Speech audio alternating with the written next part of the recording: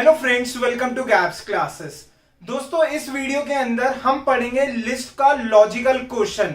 सबसे important topic मैं cover करूंगा इस वीडियो के अंदर, that is called as searching. इसमें हम देखेंगे सर्चिंग का क्या मतलब होता है। तो जैसा कि सबको ही पता होता है, सर्चिंग का मतलब होता है ढूंढना। हमें क्या करना है? हमें ढूंढना है। अब ये क्वेश्चन हम पढ़ रहे हैं विद रिस्पेक्ट टू लिस्ट। तो बेसिकली इसमें हमें करना क्या होगा, इसके अंदर हम कुछ एलिमेंट्स यूजर से एंटर करवाएंगे और उसके बाद एक नंबर हम और पूछेंगे यूजर से और चेक करेंगे जो बाद में नंबर एंटर करा क्या वो नंबर लिस्ट के अंदर एग्जिस्ट करता है या नहीं करता। सर्चिंग का कंसेप्ट समझने से पहले आपको मैं ये बता दूं, सर्चिंग दो टाइप की होती है। सर्चिंग कितने टाइप की होती है? दो टाइप्स की। तो इसलिए यहां पर डायग्राम में मैं क्या कर रहा हूं, दो लाइंस ड्रॉ कर दी। फर्स्ट सर्च है हमारा लीनियर सर्च। फर्स्ट सर्च का नाम है लीनियर सर्च, सेकंड का नाम है बाइनरी सर्च। इस वीडियो के अंदर मैं कवर करूंगा सिर्फ एक search, that is first one. वो कौन सा है? हमारा लीनियर सर्च। दोस्तों, अधिकतर एग्जाम में या वाइवा में क्वेश्चन पूछा जाता है difference between linear search and binary search, दोनों में क्या डिफरेंस है। इसके अंदर दोनों में जो डिफरेंस है उसको मैं बाइनरी सर्च जब कंसेप्ट समझाऊंगा तब एक्सप्लेन करूंगा कि दोनों में क्या डिफरेंस है। तो इस वीडियो में हम सिर्फ यही देखेंगे कि लीनियर सर्च क्या होता है और साथ साथ में उसके कॉरस्पॉन्डिंग हम कोड करेंगे। और सबसे इंपॉर्टेंट यह है कि इसके कॉरस्पॉन्डिंग हमारी वीडियो आएगी जिसके अंदर मैं आपको प्रैक्टिकल भी एक्सप्लेन करूंगा, तो उसको जरूर देखना। दोस्तों, लीनियर सर्च के टॉपिक को स्टार्ट करने से पहले मैं आपका स्वागत करना चाहूंगा गैप्स क्लासेस के चैनल में।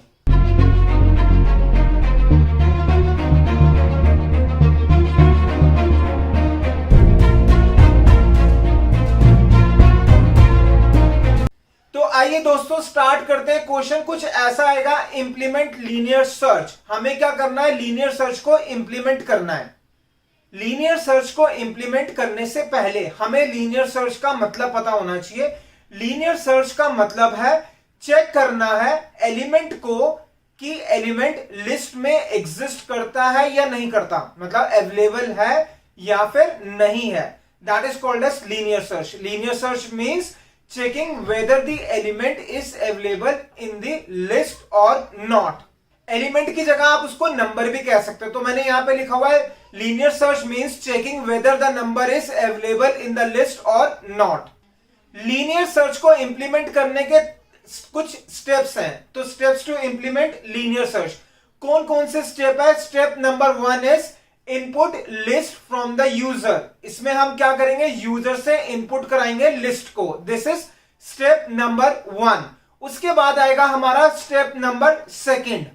Step number 2 is then input one number from the user. Second step क्या होगा? हम एक नंबर यूजर से एंटर कराएंगे। ध्यान देना, फर्स्ट स्टेप कहता है कि पहले एक लिस्ट एंटर करानी है। सेकंड स्टेप कहता है हम एक नंबर और यूजर से एंटर कराएंगे।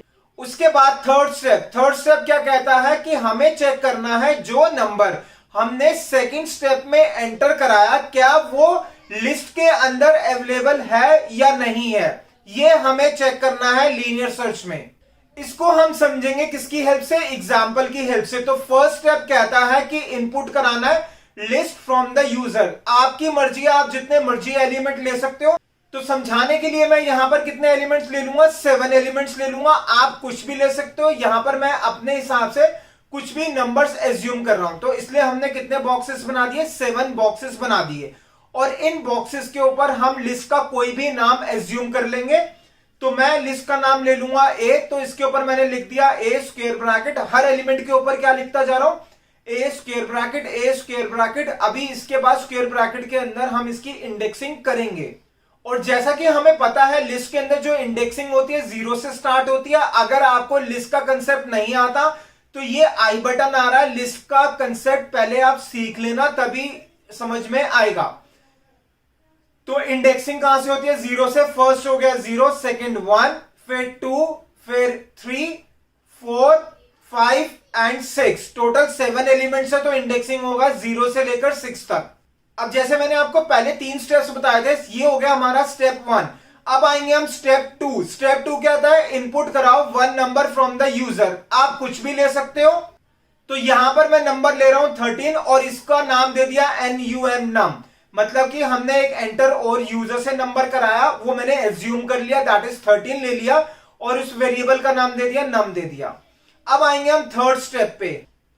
स्टेप नंबर 3 कहता है चेक करना है weather the number that is 13 available है लिस्ट के अंदर या फिर नहीं है। ये अब हमें चेक करना है। तो सबसे पहले तो मैं आपको डायग्राम से एक्सप्लेन करूंगा कि बेसिकली हमें कोड को कैसे बनाना है, लेकिन कोड बनाने से पहले आपको डायग्राम से एक्सप्लेन करूंगा कंसेप्ट को हमें करना क्या है।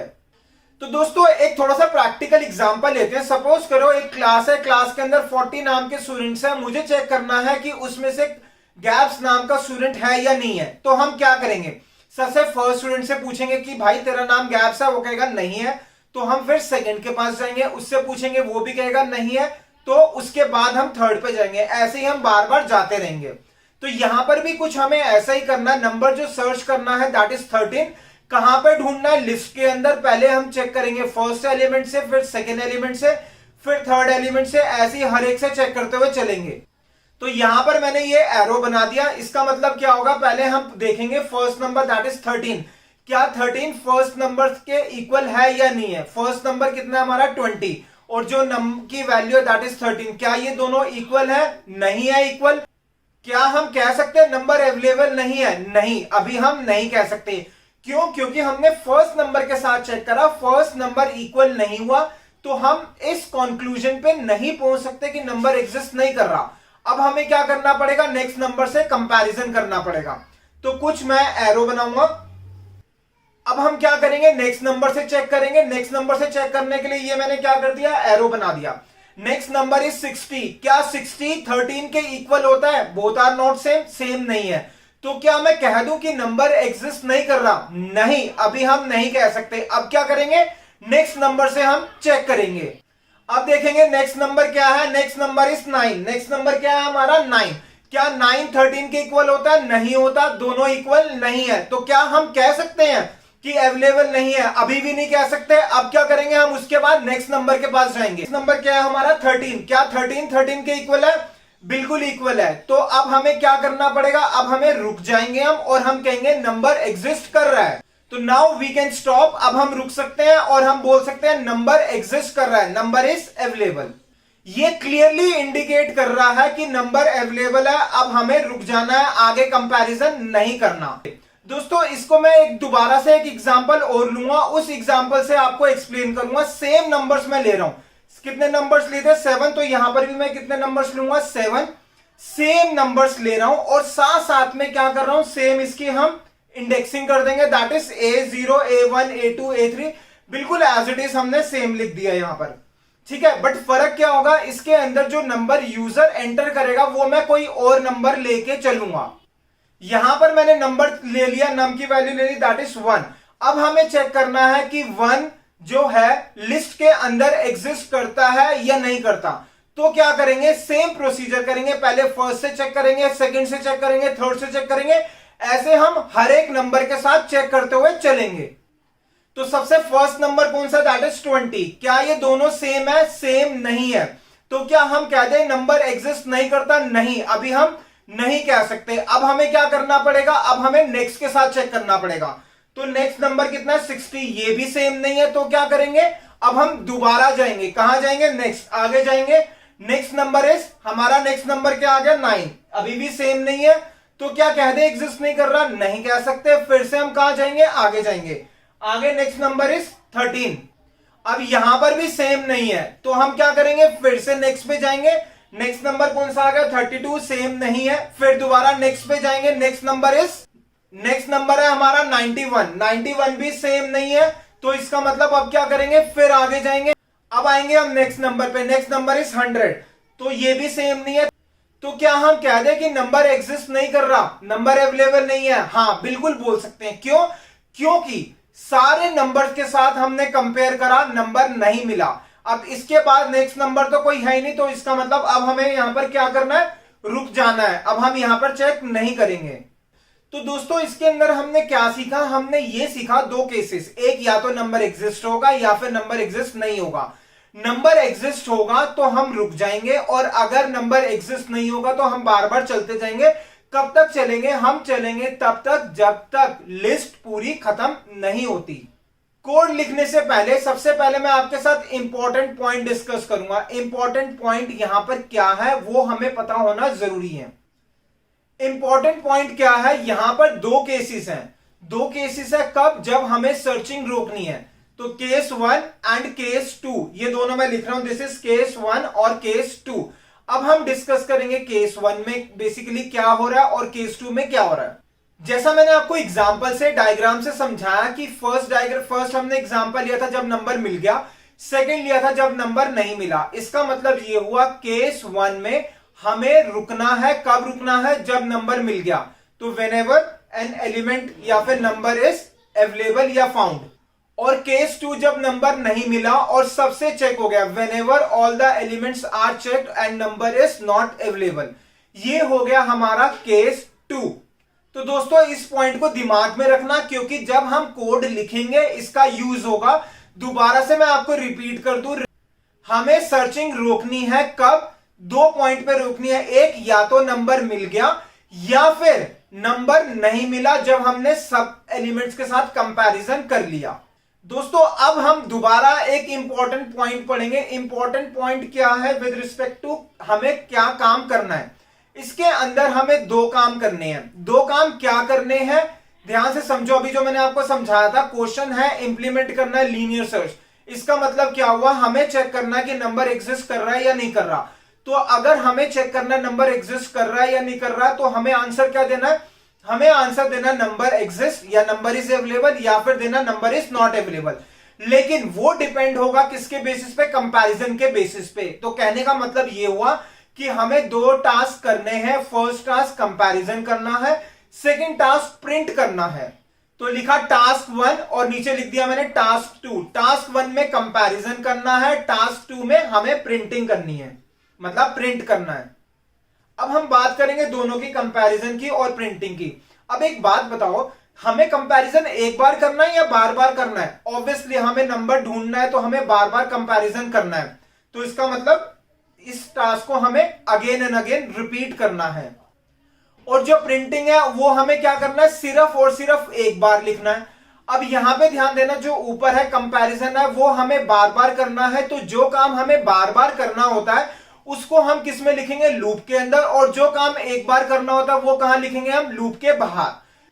अब ध्यान देना, क्वेश्चन के अंदर क्या करना था, दोबारा से रिपीट कर रहा हूं। हमें प्रिंट करना है नंबर अवेलेबल है या नहीं है, और साथ साथ में कंपैरिजन बार बार करना है। तो बिना कंपेयर करे तो हम ये कह नहीं सकते कि नंबर है या नहीं है। इसका मतलब ये होगा कि कंपैरिजन पहले होगा और प्रिंट बाद में होगा। इसलिए मैंने टास्क 1 पहले लिखा हुआ है कंपैरिजन वाला, और टास्क 2 बाद में लिखा हुआ है, कौन सा, प्रिंटिंग वाला। अब जैसा कि हमें पता है जो भी काम हमें बार बार करना होता है उसको हमें किस में डालना होता है, लूप के अंदर। जो कंपैरिजन है वो किसके अंदर आना चाहिए, must be inside the loop, loop के अंदर आना चाहिए। और जो हमें प्रिंट करना है एक बार, वो कहां आना चाहिए, लूप के अंदर या लूप के बाहर? ऑब्वियसली लूप के बाहर। क्यों? क्योंकि लूप के अंदर तो वो चीज लिखी जाती है जो बार बार करनी हो। प्रिंट तो हमें एक बार करना है, तो इसलिए नीचे वाली लाइन प्रिंटिंग वाला टास्क हमारा कहां पर होगा, लूप के बाहर। दोस्तों उम्मीद रखूंगा आपको कंसेप्ट समझ में आ गया होगा। अब आएंगे हम फाइनल आंसर पर। कोड हमें फाइनल कैसा लिखना है, ध्यान देना, ये बहुत ही इंपॉर्टेंट क्वेश्चन है, एग्जाम में आता ही आता है। और difference between linear search and binary search पूछा ही जाता है। और जैसा कि मैंने आपको पहले वाली वीडियोस में भी बताया था कि हर वीडियो के अंदर हम छोटी सी मोटिवेशनल वीडियो दिखाएंगे। तो अब हमारा टाइम हो गया मोटिवेशनल वीडियो का, तो देखते हैं motivational video. From Rameshwaram to Delhi, from newspaper seller to the missile man of India, from small house to the president house. Amazing doctor APJ Abdul Kalam sir. आज हम बात करेंगे doctor APJ Abdul Kalam sir की। दोस्तों, कलाम सर की बहुत सारी बातें हैं जो हमें पता होना चाहिए। उनमें से एक बात मैं आपको शेयर करूंगी जो आपको जरूर पता। कलाम सर ने कुछ टिप्स दिए ग्रेट बनने के। How to become great, great कैसे बना जाता है। कलाम सर ने 4 टिप्स बताए ग्रेट बनने के। Tip number 1, must have a dream.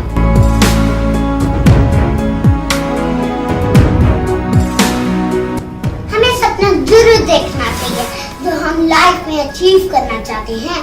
Tip number 2, must continuously acquire knowledge.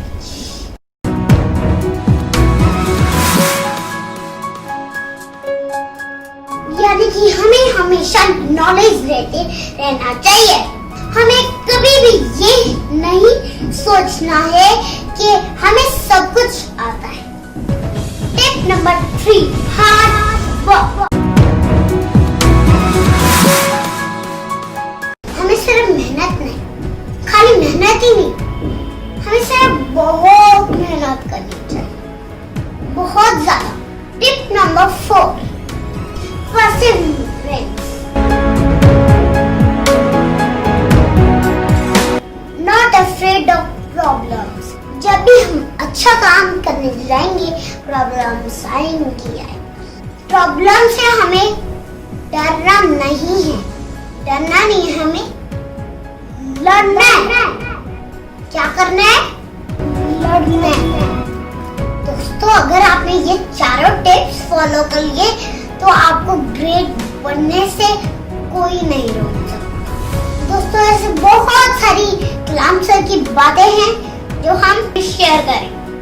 Bye bye. Like, share, subscribe my channel.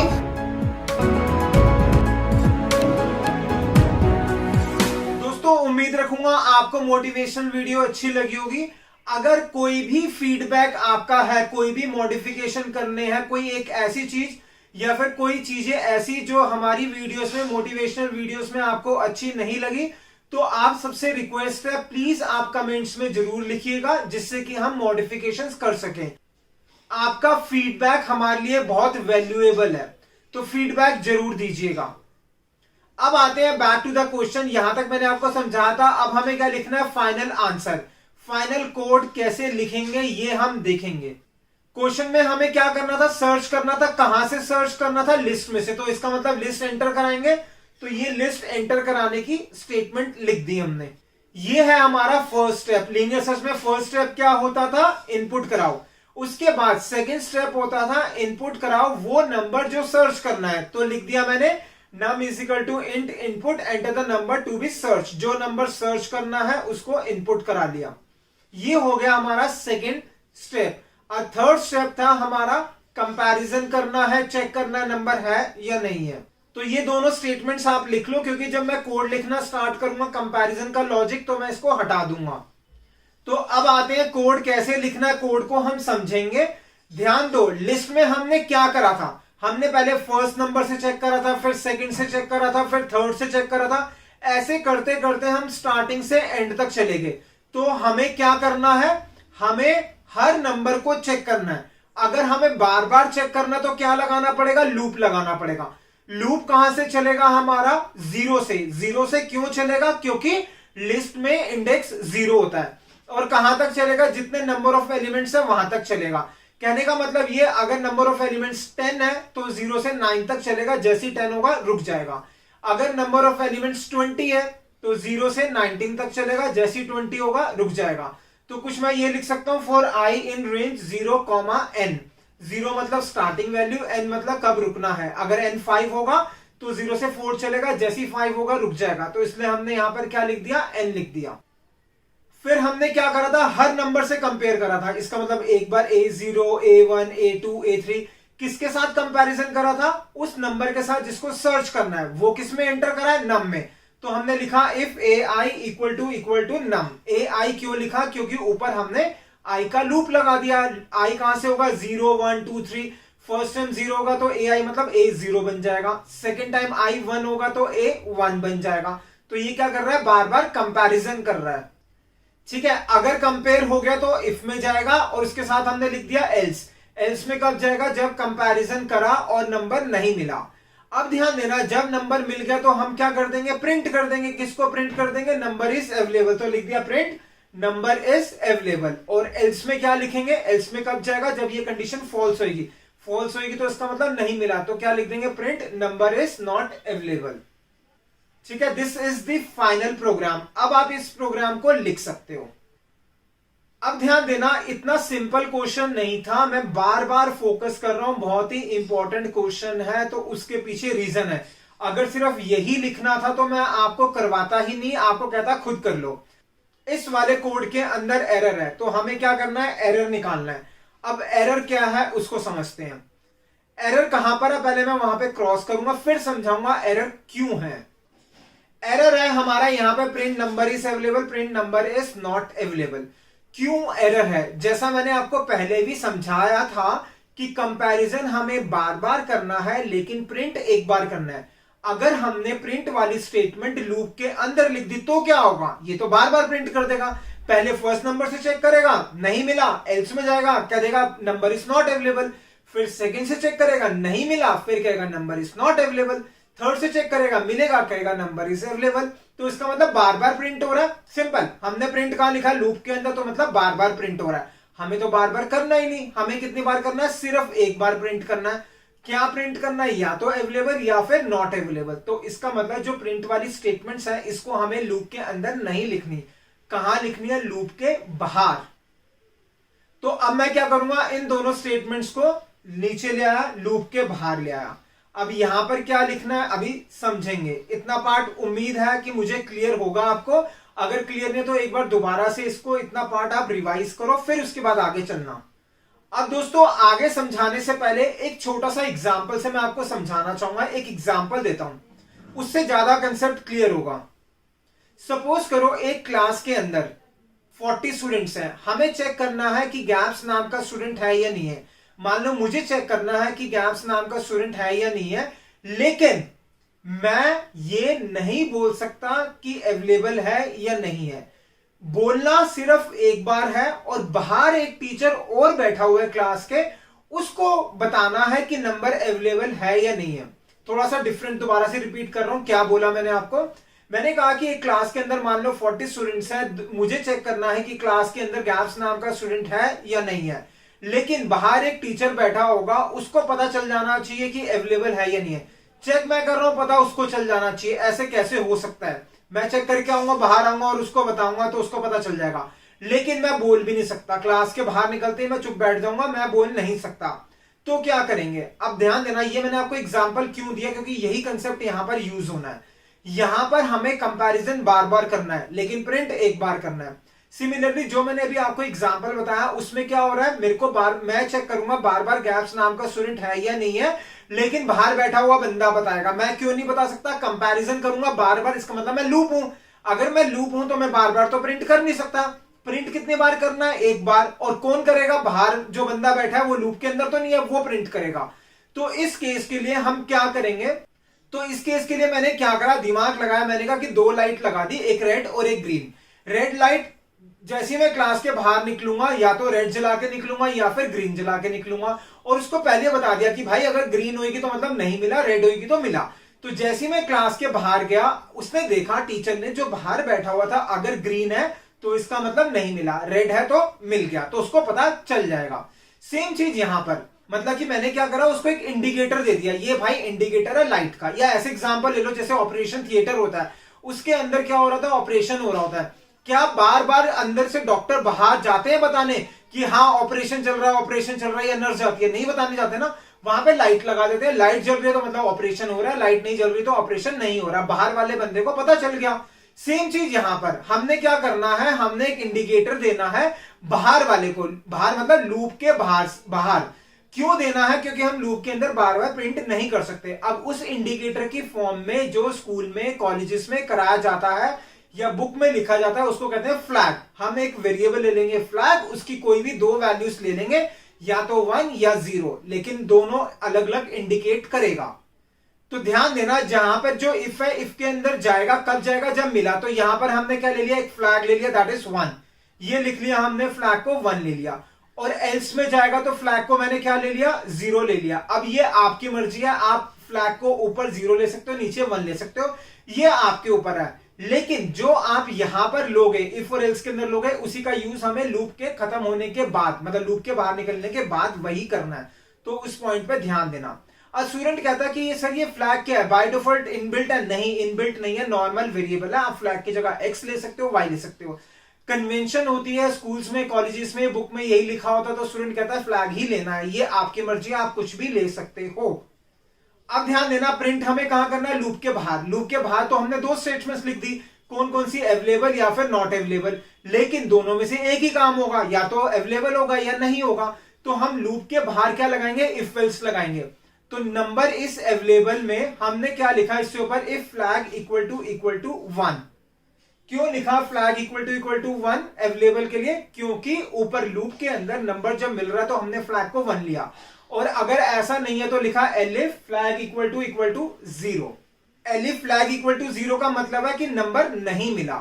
ठीक है, राइट। बहुत ही सिंपल है, लेकिन स्टूडेंट गलती करते ही करते हैं। बहुत ही इंपॉर्टेंट क्वेश्चन है। इसके बाद जब हम बाइनरी सर्च करेंगे तो वहां पर भी ये कंसेप्ट यूज होगा, फ्लैग का कंसेप्ट यूज होगा।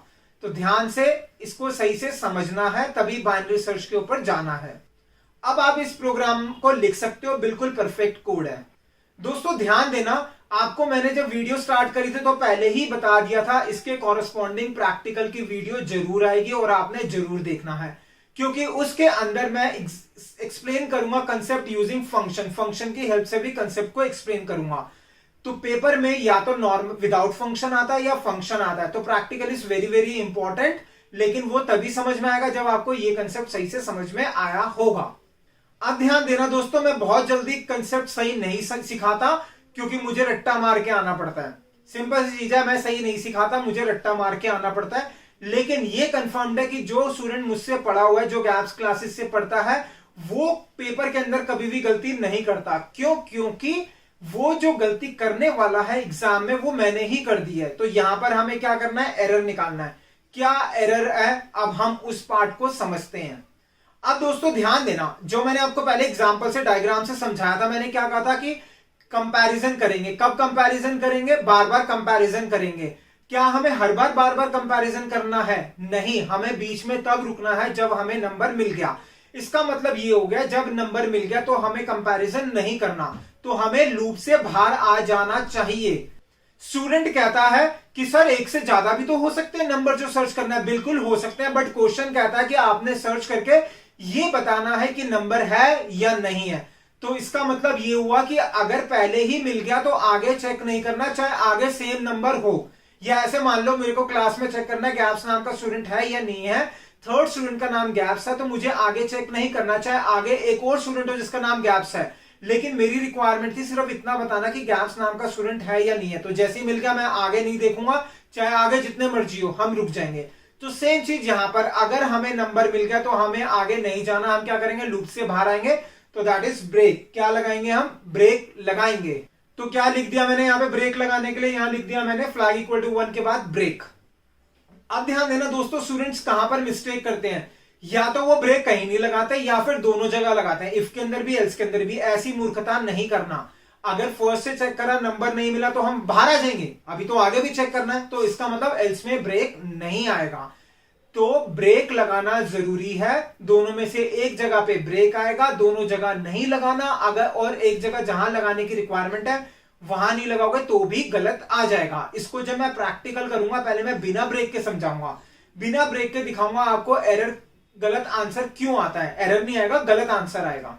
तो एक बार दोबारा ब्रेक को हाईलाइट कर दे, ब्रेक आएगा ही आएगा। अब दोस्तों इसके अंदर सबसे इंपॉर्टेंट एक चीज और है जो स्टूडेंट भूल जाता है लिखना। जो हमने लूप लगाया for I in range 0, n, n की वैल्यू कहां से आएगी, n क्या होना चाहिए, टोटल नंबर ऑफ एलिमेंट्स। तो इससे पहले हम क्या करेंगे, लेंथ निकालेंगे किसकी, a की। तो लिखा n is equal to a, length निकाल दी किसकी, a की लेंथ निकाल दी। Now this is the final code. ये कंप्लीट कोड है जिसको आप प्रैक्टिकल में लिख सकते हो और बिल्कुल परफेक्ट चलेगा ही चलेगा। अब हम देखेंगे प्रैक्टिकल, लेकिन प्रैक्टिकल की वीडियो देखने के लिए आपको थंबनेल का वेट करना पड़ेगा। अगर वीडियो रेडी है तो थंबनेल जरूर आएगा, अगर रेडी नहीं है तो सब स्टूडेंट से रिक्वेस्ट है कि चैनल को सब्सक्राइब कर लेना। जो गैप्स क्लासेस के पेड स्टूडेंट्स हैं उनके पास लिंक पहुंच जाएगा। ठीक है दोस्तों, मिलेंगे नेक्स्ट वीडियो में। Thank you so much for watching the video of gaps classes.